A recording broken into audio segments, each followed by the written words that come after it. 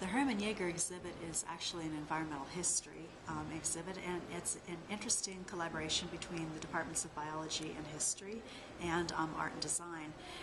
The exhibit essentially studies Hermann Jaeger's life from two perspectives. One is as a member of his community and an immigrant network of viticulturalists, and the other is his contribution to grape science, and specifically his role in helping to save European vineyards from the phylloxera epidemic in the 19th century.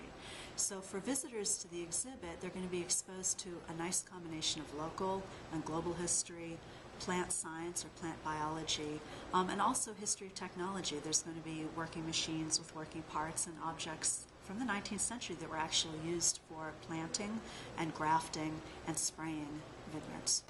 The exhibit opens to the public Friday evening, April 8th. So that's at 6 o'clock, and the event runs from 6 until 9.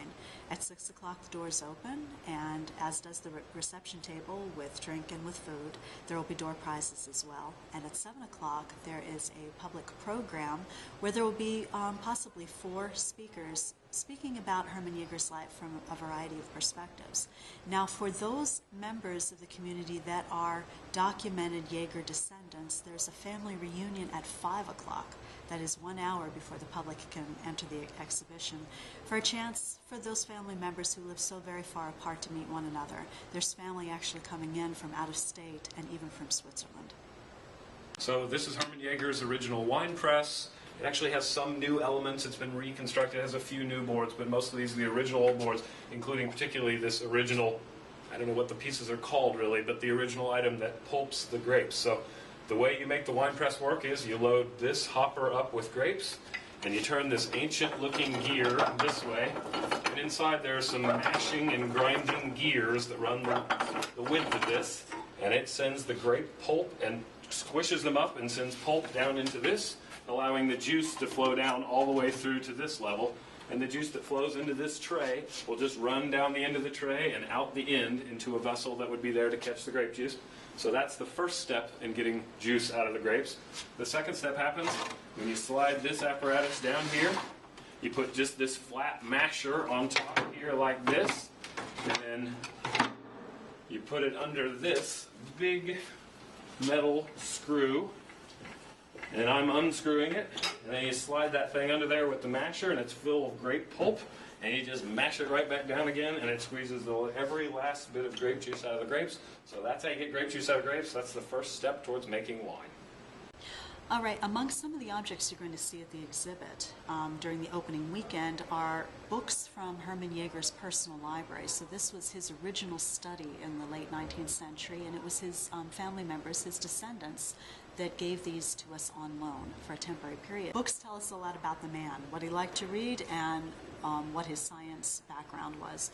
So among his personal items are books on religion and travel, such as this book, that also bears his personal signature in the inside flap. There are also scientific books written by some of his colleagues, like George Hussmann's book on American grape growing. He also has some of his own publications in technical journals and agriculture journals here in the state. Among other objects on the exhibit, on a temporary loan only, is the very well-known medal that he received in 1888, which is the Merit of Honor with the French government. 1888 he received it. He actually went to France himself in order to receive the medal and to receive a certificate. Very few Americans were awarded in this way by the French government, and this was an award for his efforts in sending appropriate cuttings of vines that were resistant to certain diseases and also took to French soil.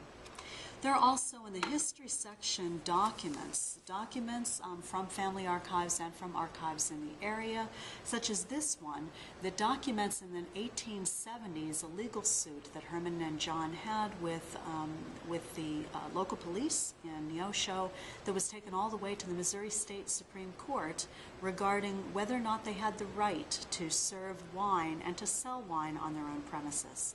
The Jaeger family eventually won that case and were able to keep their business open.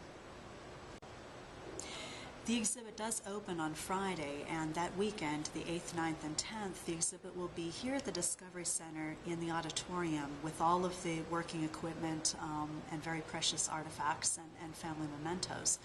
After the 10th, it moves upstairs to the 3rd floor of the Discovery Center and becomes more of a science museum hands-on exhibit for children. So many of the same panels will be there, the informative panels, some objects as well, but it will be mostly hands-on items for children to learn the basics of plant biology, genetics, grafting, and those sorts of things. While the permanent home of the exhibit is the 3rd floor of the Discovery Center here in Springfield, we should also mention to the public that it will be available to go on tour to public institutions upon request.